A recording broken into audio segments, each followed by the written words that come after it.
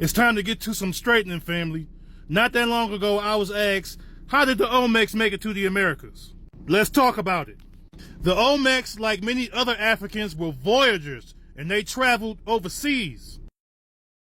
And they used these water current highways.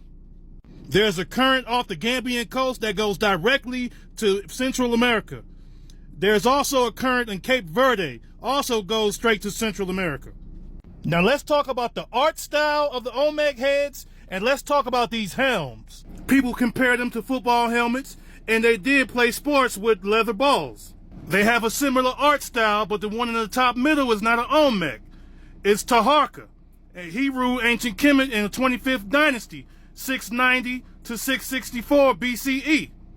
The helm and the art style of the Olmecs are more similar to Taharka.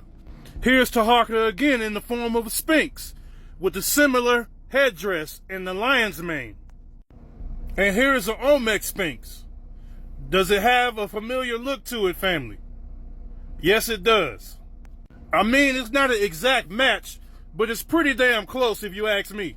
Some archaeologists are saying that the Olmecs traveled down the Bering Strait and they came from China.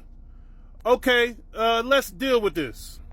There's some similarities, but the art style is not quite the same. Here's a jade Olmec mask. This is one of the reasons why they believe that the Olmecs may have traveled down the Bering Strait from Asia, because they use jade. But let me tell you something about jade. Jade is not only used in China. There are jade deposits all across this planet, as you can see on this map here. Supposedly the Olmecs called themselves Z, from the Z dynasty in China. These statues are supposedly from the Z dynasty. Not quite the same match, not to me. And some argue that the Z dynasty never really existed because they can't find a Z dynasty capital. The Olmecs using the superwater highways to travel from Cape Verde and from the Gambia to Central and South America, that story makes a lot more sense. I mean, think about it, family. Why would you travel all the way from Asia, all the way down the Bering Strait, passing up North America, all that land and beachfronts out there, walk all that way down to Mexico just to settle on the coast of La Venta and Veracruz, Mexico?